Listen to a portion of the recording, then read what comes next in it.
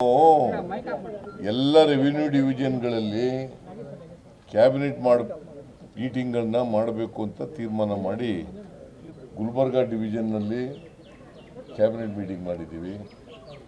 Mysuru ಡಿವಿಷನ್ನಲ್ಲಿ cabinet meeting ಮಾಡಿದ್ದೀವಿ. ಇವತ್ತು Bengaluru ಡಿವಿಷನ್ನಲ್ಲಿ cabinet meeting ಮಾಡ್ತಾ ಇದ್ದೀವಿ. ಇನ್ನು ಸ್ವಲ್ಪ ದಿನ ಆದಮೇಲೆ ಗುಲ್ಬರ್ಗಾ ಬೆಳಗಾವಿ ಡಿವಿಷನಲ್ಲೂ ಕೂಡ ಕ್ಯಾಬಿನೆಟ್ ಮೀಟಿಂಗ್ ಮಾಡ್ತೀವಿ. ಅದು ಬಿಜಾಪುರದಲ್ಲಿ ಮಾಡಬೇಕು ಅಂತೇಳಿ ಈಗಾಗಲೇ ಸಲಹೆ ಬಂದಿದೆ. ಅಲ್ಲಿ ಮಾಡ್ತೀವಿ ಬಿಜಾಪುರದಲ್ಲಿ. ನಂದಿ ಬೆಟ್ಟದಲ್ಲಿ ಇವತ್ತು ಬೆಂಗಳೂರು ಡಿವಿಷನ್ನು ಕ್ಯಾಬಿನೆಟ್ ಮೀಟಿಂಗು ಬರೀ ಚಿಕ್ಕಬಳ್ಳಾಪುರ, ಕೋಲಾರ, ಬೆಂಗಳೂರು ರೂರಲ್ ಅಲ್ಲ, ಬೆಂಗಳೂರು ಡಿವಿಷನ್, ರೆವಿನ್ಯೂ ಡಿವಿಷನ್. ಈ ಭಾಗದ ಜನತ ಏನಾದರೂ ನಿರೀಕ್ಷೆಗಳು ಸರ್?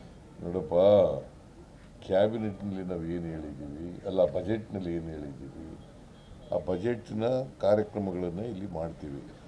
ಸಣ್ಣ ಪುಟ್ಟ ಕೆಲಸಗಳಿದ್ರೆ ಈ ಜಿಲ್ಲೆಗಳಲ್ಲಿ ಮಾಡಿಕೊಡ್ತೀವಿ. ಸರ್, ತಾವು ಡಿ.ಸಿ.ಎಂ ಅವರಿಂದ ಶಕ್ತಿ ಪ್ರದರ್ಶನ, ಒಗ್ಗಟ್ಟಿನ ಪ್ರದರ್ಶನ ಮಾಡಿದ್ರೆ ಯಾವಾಗಲೂ ಬಿಜೆಪಿಯವರು ಯಾರೂ ನಂಬಲ್ಲ, ನೀನೇ ನಂಬಲ್ಲ. ಬಿಜೆಪಿಯವರು ನಂಬೋದೇ ಇಲ್ಲ. ಅವರು ಯಾವಾಗಲೂ ಸುಳ್ಳು ಮಾತ್ರ ನಂಬ್ಕೊಳ್ಳೋದು. ಅವರು ಸತ್ಯ ಯಾವತ್ತೂ ನಂಬಲ್ಲ, ನೀನು ನಂಬಲ್ಲ. ಅದರಿಂದ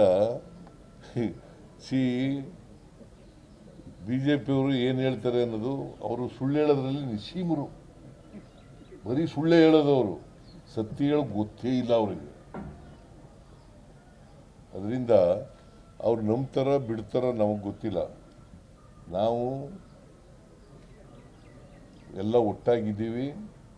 ನಮ್ಮ ಸರ್ಕಾರ ಈಗಾಗಲೇ ನಾನು ಮೈಸೂರಿನಲ್ಲಿ ಹೇಳಿದ್ದೀನಿ, 5 ವರ್ಷ ನಾವೇ ಅಧಿಕಾರದಲ್ಲಿ ಇರ್ತೀವಿ. ಕಲ್ಲು ಬಂಡೆ ಥರ ಇರ್ತದೆ ನಮ್ಮ ಸರ್ಕಾರ, ಗಟ್ಟಿಯಾಗಿ. ಅದರಿಂದ ಅವರು ಹಗಲು ಕನಸು ಕಾಣ್ತಾ ಇದ್ದಾರೆ. ಪಾಪ ಬಿ ಜೆ ಪಿಯವರು ಹಗಲು ಕನಸು ಕಾಣ್ತಾ ಇದ್ದಾರೆ. ಅವರು ಅಧಿಕಾರದಲ್ಲಿ ಇದ್ದಾಗ ಏನೂ ಮಾಡಲಿಲ್ಲ. ಏನಾದ್ರು ಮಾಡಿದ್ರ? ಇಂಥದ್ದು ಮಾಡಿದ್ದೀವಿ ಅಂತ ಹೇಳಿ ನೋಡೋಣ. ನಮ್ಮ ಡಿ ಕೆ ಶಿವಕುಮಾರ್ ಹೇಳ್ತೇನೆ, ಸಾಕ್ಷಿ ಗುಡ್ಡೆ ಕೊಡಿ, ಬಿಟ್ಬಿಟ್ಟು ಹೋಗಿ ಅಂತ. ಏನು ಸಾಕ್ಷಿ ಗುಡ್ಡೆ ಬಿಟ್ಟೋಗಿದ್ದಾರೆ ಅವರು? ನೀರಾವರಿ, ಇರಿಗೇಷನ್ನು,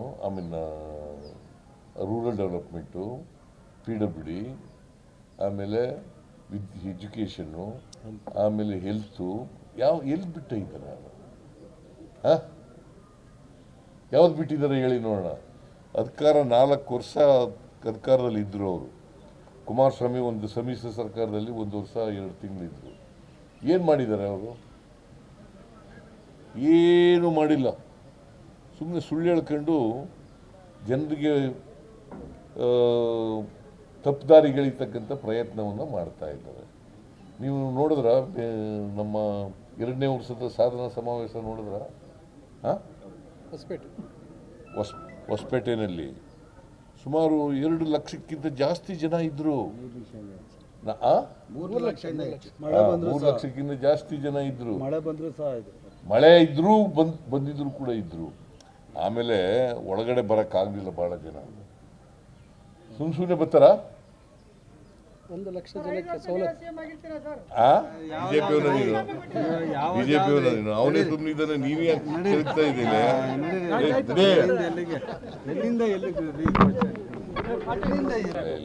ನೋಡಪ್ಪ, ಒಂದು ವೇಳೆ ನಿಮ್ಗೆ ಆ ಥರ ಇದ್ರೆ ಆನ್ಲೈನ್ ಮೇಲೆ ಮಾಡಿ. ಆನ್ಲೈನ್ ಮಾಡೋಕ್ಕೆ ಏನೋ ತೊಂದರೆ ಇದೆಯಾ? ತೊಂದರೆ ಇದೆಯೇನ್ರಿ? ಕೇಳಪ್ಪ, ನಿನ್ಗೆ ಏನಾದ್ರು ತೊಂದರೆ ಇದೆಯಾ? ಆನ್ಲೈನ್ ಕಳಿಸ್ಕೊಡ್ಲಿಕ್ಕೆ ನಿನಗೇನು ತೊಂದರೆ? ಹೇಳೋದು ನಿನಗೆ. ಆನ್ಲೈನಲ್ಲಿ ಅಕ್ಸೆಪ್ಟ್ ಮಾಡ್ತೀವಿ, ಮನೆಗೆ ಹೋದ್ರೆ ಅಕ್ಸೆಪ್ಟ್ ಮಾಡ್ತೀವಿ, ಮೀಟಿಂಗ್ಗಳಲ್ಲಿ ಅಕ್ಸೆಪ್ಟ್ ಮಾಡ್ತೀವಿ.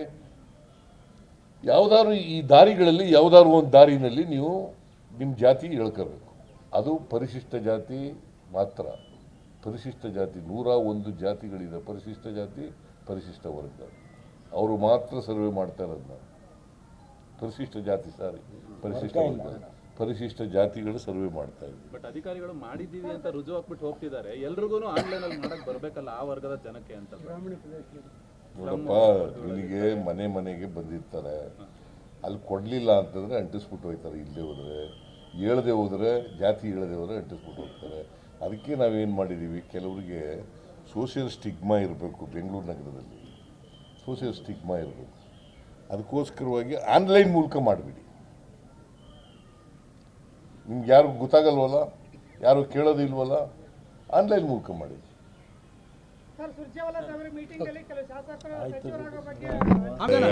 ಪ್ರಜಾಪ್ರಭುತ್ವದಲ್ಲಿ ಎಲ್ರಿಗೂ ಮಿನಿಸ್ಟರ್ ಆಗೋ ಅಧಿಕಾರ ಇದೆ.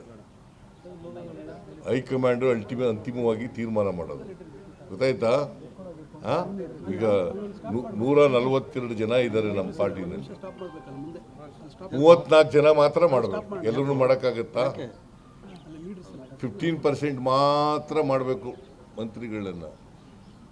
34 ಜನ ಮಾತ್ರ ಮಾಡೋದು, 142 ಜನ ಮಾಡೋಕ್ಕಾಗಲ್ಲ. ಯಾರು? ಹೌದು, ನಾನೇ. ನಿನಗೆ ಯಾಕೆ ಅನುಮಾನ ಬಂದಿದೆ? ಯಾರು? ಅವರು ನಮ್ಮ ಹೈಕಮಾಂಡ. ನಮ್ಮ ಹೈಕಮಾಂಡ್ ಏನ್ರಿ ಅವರು? Ashoka is a BJP man, Vijayendra is a BJP man ಅಲ್ವಾ? Narayana Swamy is a BJP man. ಅವ್ರು ಹೇಳಿದ್ರೆ ನೀವು ಬರೆದ್ಬಿಡೋರ? ವೆರಿಫೈ ಮಾಡಬೇಕಾ ಬೇಡ? ಅದಕ್ಕೆ ನಾನು ಹೇಳೋದು ಬರೆಯಯ್ಯ. ಜಾತಿ ಸಮೀಕ್ಷೆ ಆಯ್ತಲ್ಲ ಸರ್, ಜಾತಿ ಸಮೀಕ್ಷೆ ಸರಿಯಾಗಿ ಆಗ್ತಿಲ್ಲ. ಇಡೀ ರಾಜ್ಯದ ಜನರಿಗೆ ಒಳ್ಳೆ ಮಳೆ ಆಗಲಿ, ಬೆಳೆ ಆಗಲಿ, ಸಮೃದ್ಧಿ ಆಗಲಿ, ಸಂತೋಷದಿಂದ ಇರಲಿ ಜನ, ಮತ್ತು ಎಲ್ಲರ ಮಾನವೀಯ ಸಮಾಜ ನಿರ್ಮಾಣ ಮಾಡಲಿಕ್ಕೆ ಎಲ್ಲ ಪ್ರಯತ್ನ ಮಾಡಲಿ. ಬೆಳಗಾವಿ ಸಾಧನಾ ಸಮಾವೇಶದಲ್ಲಿ